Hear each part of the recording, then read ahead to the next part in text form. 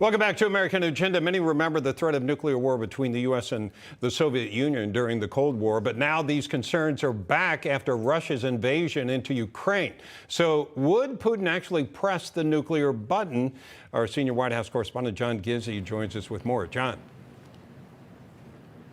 Bob, most of those who have looked at Vladimir Putin and actually met him and talked to him agree he would use nuclear weapons. Dr. Fiona Hill, who served on the National Security Council staffs of Democratic and Republican presidents and has written a book, Mr. Putin, about the Russian leader, agrees flatly he would do this. She recently told Politico in an interview, and I quote, that as he operates increasingly on emotion, Putin would use every weapon at his disposal, including nuclear weapons. Every time one says, no, he wouldn't, well, Dr. Hill concluded, yes, he would. Her views echo those of the Russian dissident Mikhail Khodorkovsky, who spoke to Newsmax and other media outlets in a conference call on Friday. He said that just before Putin jailed him for 10 years, he really did not mind the fact that Putin was a crook, but now he's become a thug who's been responsible for the taking of lives. Someone like that is only a little bit removed from the use of nuclear weapons to achieve his goal.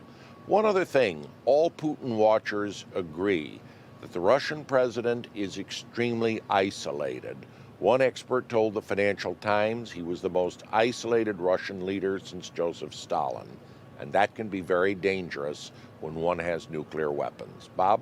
Indeed. Thank you very much, John Gizzi. In an interview, former intelligence chief James Clapper said this: it is a risk, or at least more of a risk than it was a week ago. The fact that we are even having such a discussion is reflective of the realization that, yes, Putin might do the unthinkable. But then President Biden yesterday quickly shut down that possibility. We can see. Mr. President, should Americans be worried about nuclear war? No.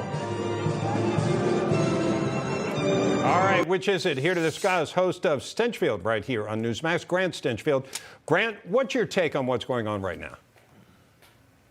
I'll tell you, that soundbite from Joe Biden there really tells you all you need to know about him as a leader. He can't tell the American people we shouldn't worry about it or not. Only Vladimir Putin knows that.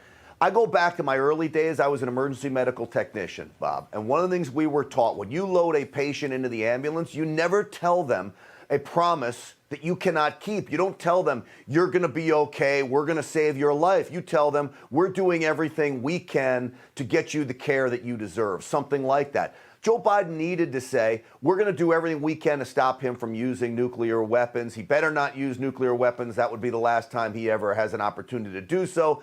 But he can't tell the American people that they shouldn't worry about that. It shows you how out of touch he is with not just all of us, but how out of touch he is with Vladimir Putin. Yeah, I've heard people say it's possible that he wouldn't launch them toward the U.S. because that would be mutually assured destruction. We could kill each other many times over, but that he might use them in a tactical way, like inside Ukraine or maybe inside another country to make some sort of point. I don't know if that's trying to threaten or scare people. What do you think the likelihood of that is? Look, it really would be the unthinkable to use nuclear weapons in any way, shape, or form, even if it is just in Ukraine. I cannot imagine Vladimir Putin using nuclear weapons against any of the NATO allies, including the United States.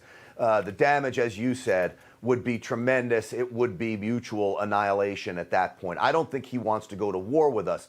All this talk that Vladimir Putin is acting erratic, that he's not in his right mind, I notice all of that is coming from these establishment Republicans that have been in Washington a really, really long time.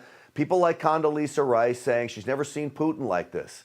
I think Putin is crazy like a fox. He's always been like this. He will always use every tool that he has available to him to get what he ultimately wants. In this case, what he wants is Ukraine. And he waited for President Trump to leave office and Joe Biden to take over for him to go get it, because he knew he couldn't get away with this under President Trump. So I think even the threat of nuclear weapons from Putin is just Putin being Putin, using the threats that he has available to him. Though I will tell you, I hope and pray, like everybody else, that he does not use nuclear weapons on anybody.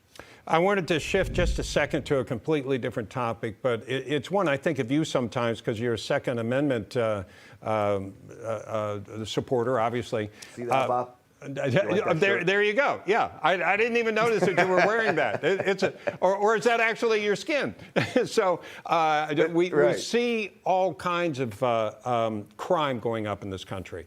There was a bakery in Seattle that's closing because there's too much crime. We saw a woman the other day hit on the head with a hammer within the subway. This is going on across the country, and I don't mean to just mention New York or any other particular place, but it does seem like these soft-on-crime approaches are part of this. But whenever the Democrats bring up the topic of crime, they always say, we got to control the guns.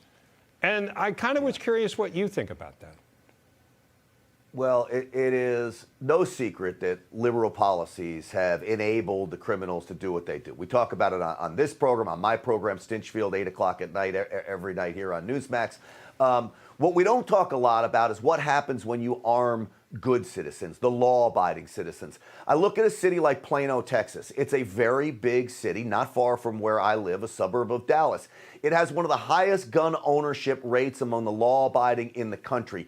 Very little crime for a big city. When the Black Lives Matter riots were unfolding in Dallas, there's a little enclave called Highland Park. It's a wealthy town just outside of Dallas.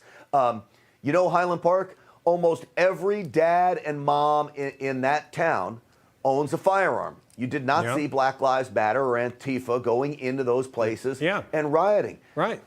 It is the great deterrent. Firearms ownership in the hands of well-trained people is a great deterrent of crime, and the left doesn't ever want to talk about it. Yeah. I know you will and do. I know you may have other things to talk about tonight, but Grant Stinchfield, thank you so much for being with us, and check out Grant's show every night, 8 p.m. right here